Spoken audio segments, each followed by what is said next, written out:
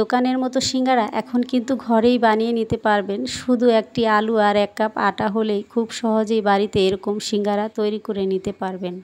আর এই সিঙ্গারাগুলো তৈরি করাও একেবারে সহজ আর খেতেও হয় অসম্ভব মজার। খেয়ে কেউ কিন্তু বুঝবেই না এটা আপনি বাড়িতে বানিয়ে নিয়েছেন।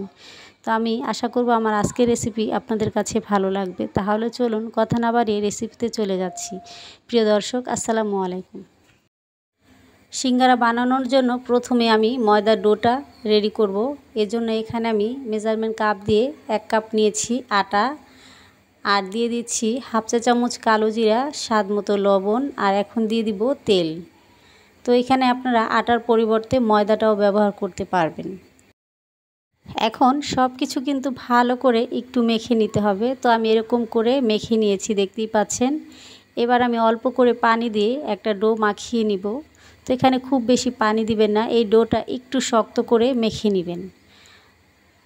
শক্ত করে মেখে নিলে যখন আমরা সিঙ্গারার ভাঁজটা দিব তখন কিন্তু একটু সুবিধাই হবে। তো এখন আমি ঢেকে রেখে দিচ্ছি, আর এখন চুলার মধ্যে প্যান দিয়ে দিচ্ছি। সিঙ্গারার জন্য আমি একটা পুর তৈরি করে নেব। এজন্য এখানে আমি হাফ কাপের মতো রান্নার তেল দিয়ে দিলাম। এখানে পেঁয়াজ আর কাঁচামরিচ কুচি দিয়ে দিয়েছি। এখন এখানে আমি হাফ চা চামচের মতো 5 ফোড়ন নিয়েছি, এটা এখন দিয়ে দিলাম। তো এই সব কিছুকে একটু ভেজে নিচ্ছি। পেঁয়াজ কাঁচামরিচটা আমি হালকা একটু ভেজে নিয়েছি। এখন এখানে আমি একটু গুঁড়া মশলা দিয়ে দিচ্ছি। এখানে হলুদ, মরিচ, ধনিয়া, জিরা আছে হাফ চা চামচ করে। ঝালটা যে যেভাবে খান সেভাবেই কিন্তু বাড়িয়ে কমিয়ে দিতে পারবেন। এখন এখানে দিয়ে দিলাম স্বাদ মতো লবণ। তো এই সবগুলো উপকরণ আমি একটু কষিয়ে নেব। এজন্য এখানে হাফ কাপের মতো পানি দিয়ে দিলাম। পানিটাকে দিয়ে মশলাটাকে খুব ভালো করে একটু কষিয়ে নিতে হবে। 3 থেকে 4 মিনিট কষিয়ে নিলেই কিন্তু হয়ে যাবে। তো মশলাটা এই পর্যায়ে কিন্তু ভালোভাবে আমি কষিয়ে নিয়েছি। এখন এখানে আমি একটার মতো আলু নিয়েছি, আর এখানে হাফ কাপের মতো মটরশুঁটি দিয়ে দিচ্ছি। তো এই আলু এই মটরশুঁটিটাকে মশলার সাথে খুব ভালো করে একটু কষিয়ে নেব। এরপর এখানে আমি আরও হাফ কাপের মতো পানি দিয়ে দিচ্ছি। তো খুব বেশি পানি লাগবে না, অল্প পানি দিলেই আলুটা কিন্তু তাড়াতাড়ি সিদ্ধ হয়ে যাবে। এখন ঢেকে এবার সিদ্ধ হওয়া পর্যন্ত অপেক্ষা করব। ঢাকনাটাকে আমি সরিয়ে নিচ্ছি। এবার একটু নেড়েচেড়ে মিশিয়ে দিব। পানিটা প্রায় অনেকটাই শুকিয়ে এসেছে, আর এখন মটরশুঁটি আর আলুটাও কিন্তু খুব ভালোভাবে সিদ্ধ হয়ে গেছে।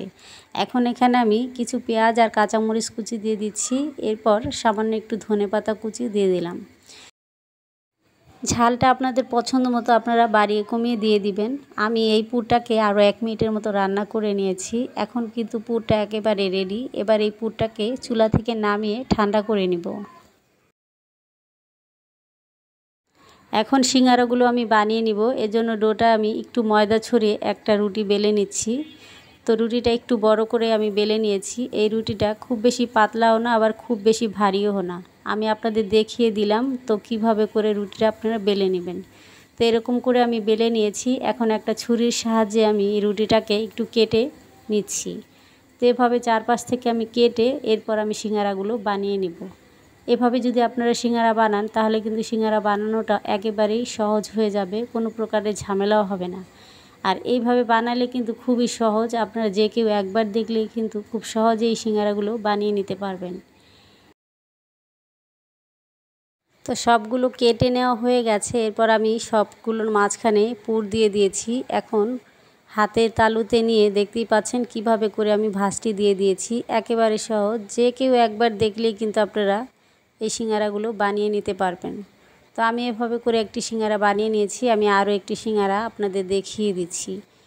ঠিক এই মাছ বরাবর এনে দুই পাশ থেকে দুই সাইড থেকে এনে মাঝখানে এনে একটু চিপে দিলেই কিন্তু এই সিঙ্গারার ভাঁজটা তৈরি করে নেওয়া যাবে।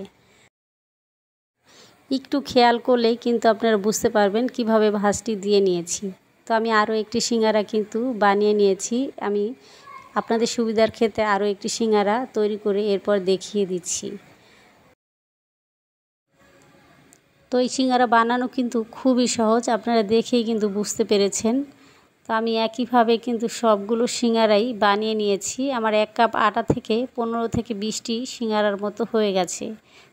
যদিও সিঙ্গারার সাইজটা আমি একটু ছোট করেছি, আপনারা চাইলে একটু বড় করেও তৈরি করে নিতে পারেন। এখন এই সিঙ্গারাগুলো আমি তেলে ভেজে নিব। তো এর জন্য আমি চুলার মধ্যে পর্যাপ্ত পরিমাণে তেল দিয়ে রেখেছি। তেলটা হালকা গরম আছে। এখন এই পর্যায়ে সিঙ্গারাগুলো আমি একে একে দিয়ে দিচ্ছি। তো সিঙ্গারাগুলো ভাজতেও খুবই একটা টাইম লাগবে না, 4 থেকে 5 মিনিটের মতো কিন্তু হলেই ভাজা হয়ে যাবে, যেহেতু সিঙ্গারাগুলো সাইজে একটু ছোট। তো এই পর্যায়ে সিঙ্গারাটা আমি উল্টে পাল্টে একটু নেড়ে চেড়ে দিচ্ছি। যখন একটু কালার চলে আসবে ঠিক তখনই আমি চুলা থেকে উঠিয়ে নিব। তো আমি এইরকম করেই উঠিয়ে নিচ্ছি, আপনারা চাইলে আর একটু কালার করে নিতে পারেন। তো সবগুলো সিঙ্গারা কিন্তু আমার ভাজা হয়ে গেছে। এখন আমি তেলটা ঝরিয়ে সিঙ্গারাগুলো উঠিয়ে নিব। এই একইভাবে সবগুলো সিঙ্গারাই কিন্তু আমি ভেজে নিয়েছি। এরপর গরম গরম সিঙ্গারাগুলো পরিবেশন করার পালা। তৈরি হয়ে গেল খুবই সুস্বাদু মজাদার সিঙ্গারা। একেবারে দোকানের মতো, খেয়ে কেউ বুঝবেই না যে এটা আপনার বাড়িতে তৈরি করে নিয়েছেন।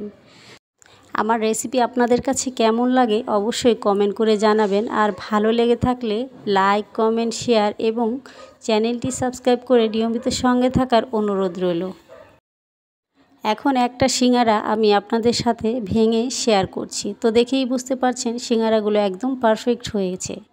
তো আজকের মতো এখানে বিদায় নিচ্ছি। সবাই অনেক বেশি ভালো থাকবেন, সুস্থ থাকবেন। আল্লাহ হাফেজ।